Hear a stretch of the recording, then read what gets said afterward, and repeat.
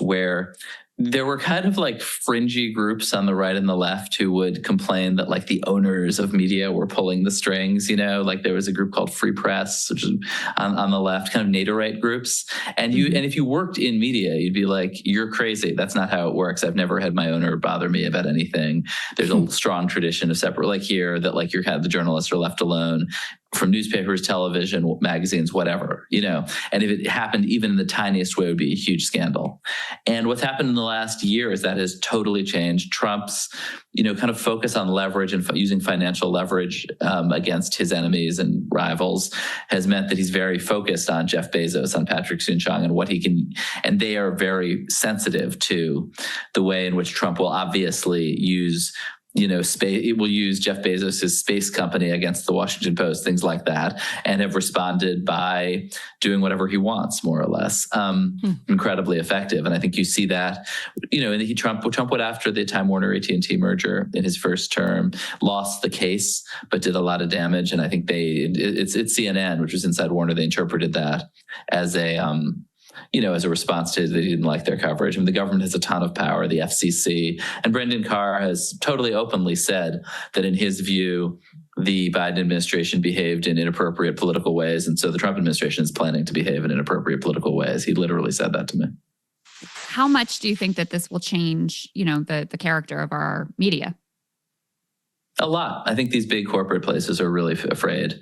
And by the way, are already very weak. I mean, part of it, of course, is that if 60 Minutes were and if Paramount, if CBS, if whatever kind of collapsed, merged parent company there were, as it was 30 years ago, a massively profitable juggernaut that could afford to tell the president to screw himself, it would.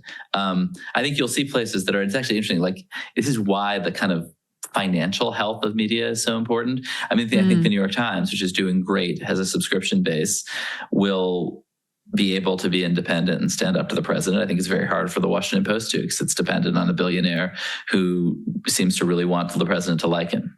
But I think that stuff is totally real right now. And how much? Go ahead, Crystal. Oh. Well, yeah, I was just, maybe we were going to ask the same question. It's just, this is in the report a bit, but how much was this reflective of discomfort with Israel-Gaza coverage versus Trump coverage? It seems like there was a little bit of both going on. Yeah, I mean, I think it is fascinating the degree to which Israel is being used sort of as a cudgel against the administration's enemies. I don't think that's why the Trump administration and why conservatives, like that's not the sort of pre-existing reason that they're upset at universities, which they think are too left-wing and which are very left-wing. But it's sort of the issue that has come to hand and the one that they're beating them with. Yeah, I mean, I haven't particularly got that impression at CBS. Like, I think Sherry Redstone separately, the owner, is, I think, unhappy with with critical coverage of Israel. That's been reported separately. But I'm sure Trump is happy to throw, the kitchen sink at his enemies, and that's one of the elements of it. But I don't think that's, fundamentally what's driving it. Maybe it's Trump's concern for, the coverage of Israel-Gaza be straight up the middle, but I don't think that's his main concern. We've seen with some of the other civil society groups, like with the law firms, we've seen with universities, where there was an initial instinct to just completely capitulate to the Trump administration. And now there seems to be a little bit more backbone starting to grow. Do you see any sign of that with media organizations, or do you feel like it just comes down to who has the finances to weather the storm? Yeah, I think, Trump has seen his his momentum collapse in the sense that he could kind of run the table and do anything, sort of collapse with the tariffs, with the sort of debacle of the tariff rollout. And so, that has affected things a lot. I think also, I think that these places underestimated, whether it's Paul Weiss or Columbia, the internal backlash they'd get from capitulating, from students, from donors, from lawyers, right? Like every big law firm that did not capitulate is currently poaching Paul Weiss's associates, right? Because it's embarrassing to work there. And, honestly, I think even if you agree 100% with the criticisms, it's embarrassing to work there. And so that's, Yeah, and I think that's true in media too. I think, there's this illusion. I think the CBS people and believe that basically sometimes when you're selling a company, old management will do all the hard stuff. They'll fire everybody. And then new management be like, hey, we're the good guys. Like, welcome to your new home, survivors. And I think that this is the philosophy here. It's like the old company will do all this bad stuff with Trump. And then Skydance, which is buying it, can say, hey, that was terrible. So sorry about that. Although, of course, they're coordinating.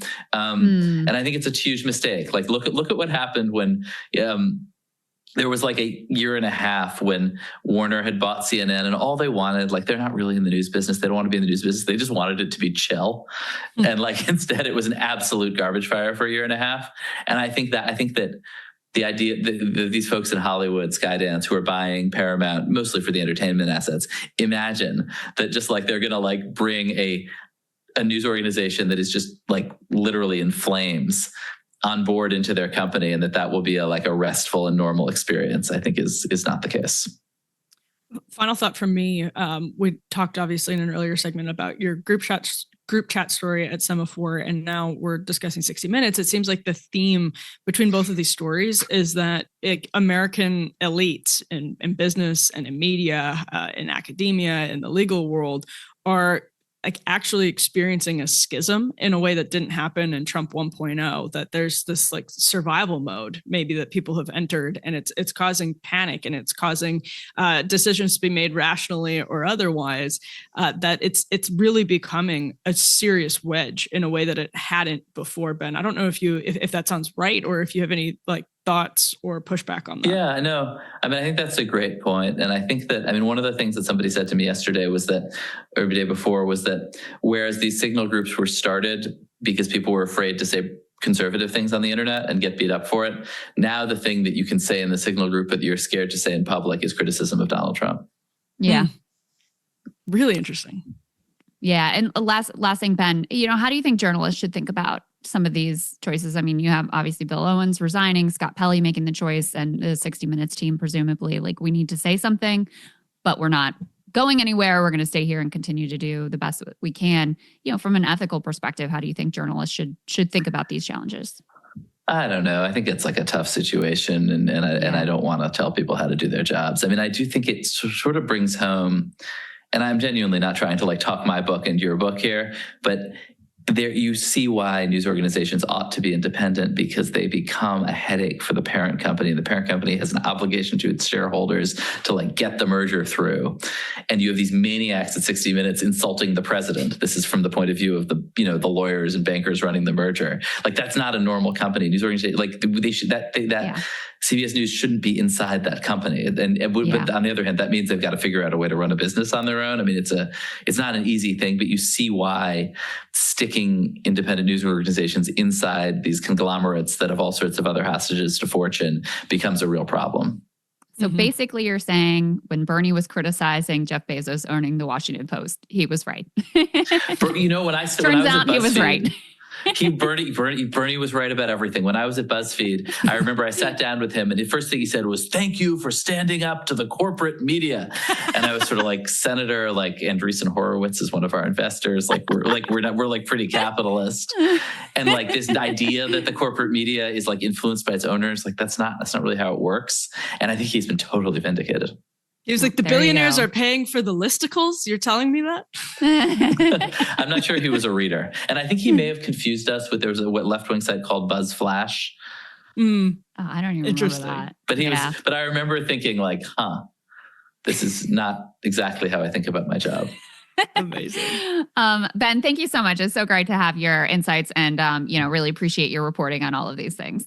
Hey, if you like that video, hit the like button or leave a comment below. It really helps get the show to more people. And if you'd like to get the full show ad-free and in your inbox every morning, you can sign up at breakingpoints.com. That's right. Get the full show, help support the future of independent media at breakingpoints.com.